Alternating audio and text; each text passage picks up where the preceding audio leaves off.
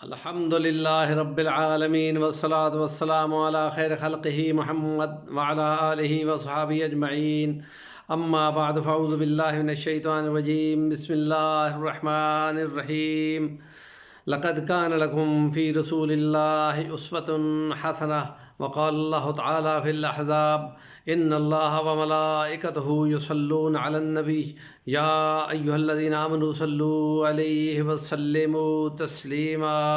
صدق الله العظيم. رب اشرح لي صدري ويسر لي أمري واحلل عقدة من لساني يفقهوا قولي.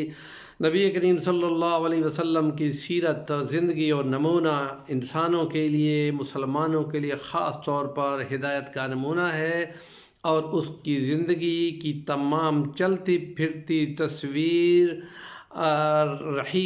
الرحیق المختوم میں صفی الرحمن مبارک پوری نے بیان کر دی ہے۔ یوں لگتا ہے کہ جیسے وہ رننگ کومنٹری کر رہے ہوں رسول اللہ صلی اللہ علیہ وسلم کی پوری 23 سالہ زندگی میں، 13 سال مکہ کی اور 10 سال مدینہ کی، اور اس کو یوں کر کے بیان کر رہے ہیں۔ اور رسول اللہ صلی اللہ علیہ وسلم کی رہتی زندگی اور اس کے تمام عبادات، معاملات، سیاست، معیشت، معاشرت، ان تمام چیزوں کو اور محارب کے معاملات، ان تمام کو لے کر اسوہ بنتا ہے۔ چند فضائل کو اور نبی پاک صلی اللہ علیہ وسلم کی میلاد کو بیان کرنے کا نام سیرت نہیں ہے۔ سیرت تمام پہلوؤں پر محیط ہے۔ اگر ان تمام پہلوؤں کو دیکھا جائے تو نبی کریم صلی اللہ علیہ وسلم کے اخلاق اور آپ کے عقائد اور آپ کی عبادات کا مکمل نقشہ مثال کے لیے، نمونے کے لیے سامنے آ جاتا ہے۔ حضرت حسین علی رحمۃ اللہ تعالیٰ علیہ اشاعت التوحید کے مرکز ہیں، اور ان کے شاگردوں نے جو نظریہ قائم کیا اشاعت التوحید و سنہ پاکستان، ان کے شاگردوں کی جماعت ہے۔ وہاں بھچراں ان کا مرکز تھا جو میاں والی کی تحصیل کے اندر ہے، اور میاں والی سے تقریباً 30 کلومیٹر کے فاصلے پہ سرگودا روڈ پر، اور سرگودا روڈ سے بھی 4 میل اوپر شمال کی جانب پنڈی کی جانب 4 میل کے فاصلے پہ ڈیرہ حضرت حسین علی الوانی رحمۃ اللہ علیہ ہے۔ وہاں کے ایک خطیب تھے مولانا خلیل احمد مرحوم رحمۃ اللہ علیہ۔ انہوں نے مجھے کہا تھا کہ حضرت کی کتابوں میں آپ دیکھیں کہ کوئی ایک ان کا خاص درود ہوگا جو وہ پڑھا کرتے تھے، وہ آپ مجھے ڈھونڈ کے دیں۔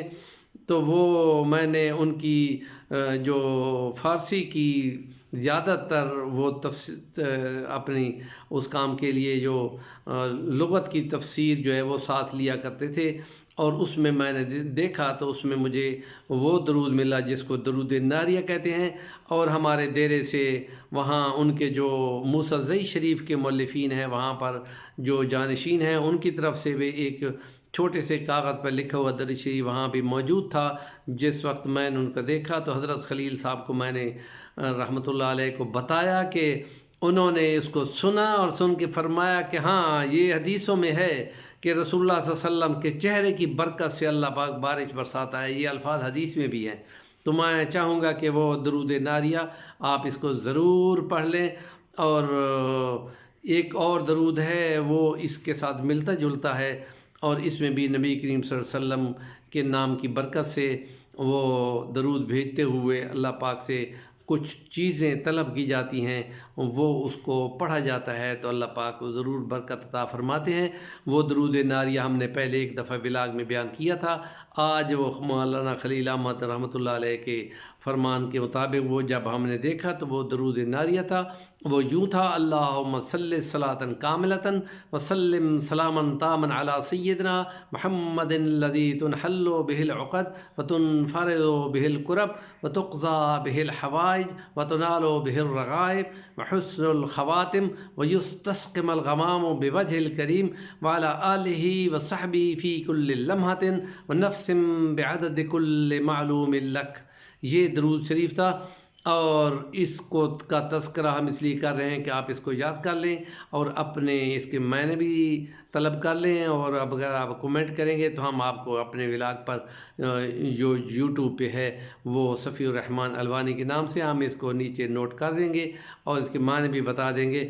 اس ہمارے چینل کو سبسکرائب کر لیں، نیکی کی بات کا انہانس آگے ضرور کریں، اس میں آپ کا پورا شیئر ہوگا، اور الدال علی الخیر کفاعلہ پہ عمل کریں۔ جزاکم اللہ احسن الجزا۔